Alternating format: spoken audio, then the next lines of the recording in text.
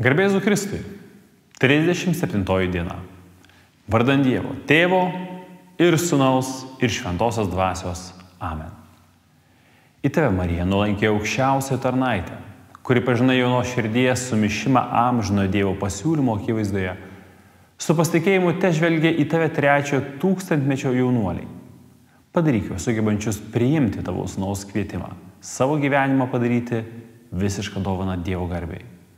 Duok jiems suprasti, kad tarnavimas Dievui pripildo širdį ir kad tik tarnaujant Dievui ir jo karalystei save išpildome pagal dieviškai planą. Šiandien, tęsdami pokalbį apie atpirkimą, turime suprasti, kad mes gimstame su gimtosios nuodėmės pažeista prigimtimi. Dievo išgelbėjimas mus ne tik išlaisvina iš gimtosios nuodėmės, tačiau taip pat ir transformuoja mus iš vidaus, gydo mūsų sužeistas širdis, mūsų sužeistumų šaknis. Kaip matysime per keletą ateinančių dienų, o jų liko iš tiesų nedaug, įžengėme jau į paskutinę savaitę, Dievo išgelbėjimas ne tik paskelbia mūsų nekaltumą, bet Dievo malonė mus padaro teisėjais. Prieš pradedant tolimesnį temos nagrinėjimą, kviečiu jūs pamastyti apie savo gyvenimo patirtis. Ar jums kada nors teko būti apkabintiems, kai turėjote iš tiesų būti nubausti dėl to, ką jūs padarėte?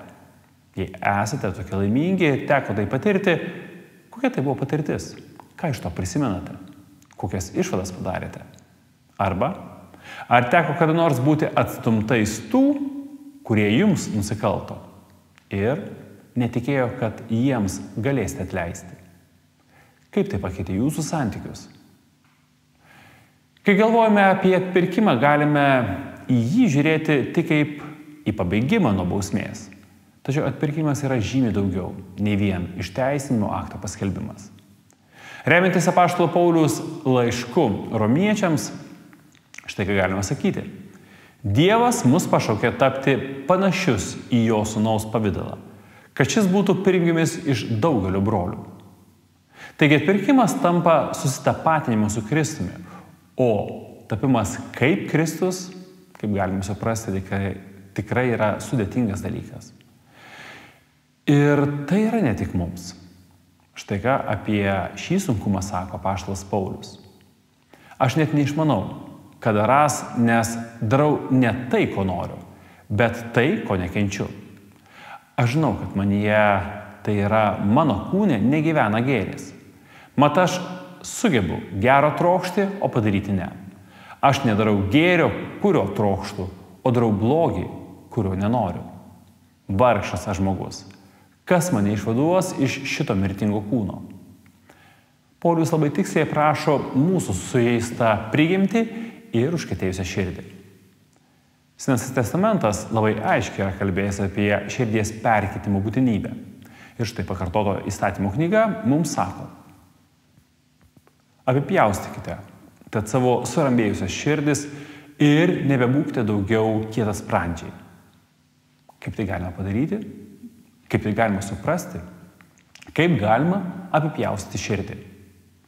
Širdies apipjaustimas reiškia valios ir jausmų apvalymą, kad jie taptų imlūs Jahvės, tai yra Dievo valiai.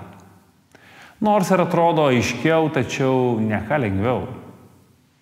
Vėl, aišku, sugrįšime prie minties, kad išgelbėjimas yra savęs išgelbėjimas savo jėgomis. Pakartoto įstatymo knyga mums pateikė iš tiesų gerąją naujieną. Be to, kaip sakoma, viešpats tavo Dievas apipjaustys tavo širdį ir tavo palikuonių širdis, kad mylėtumėte viešpatį savo Dievo visą širdimi, visą savo sielą ir išliktumėte gyvi. Taigi, jei norite mylėti Dievą visą širdimi, jums reikia Dievo, kuris apipjaustytų, kuris perkeistų jūsų širdis. Manau, kad savo maldoje neretai dėkojate Dievui už jau gautas malonės ir taip pat prašote naujų malonių ir dovanų. O kada paskutinį kartą prašote Dievo perkeisti jūsų širdį? O gal galvojate, kad jums to nereikia daryti? Taigi turiu jums namų darbą. Maldoje paprašykite, kad Dievas perkeistų jūsų širdį. Šiandien.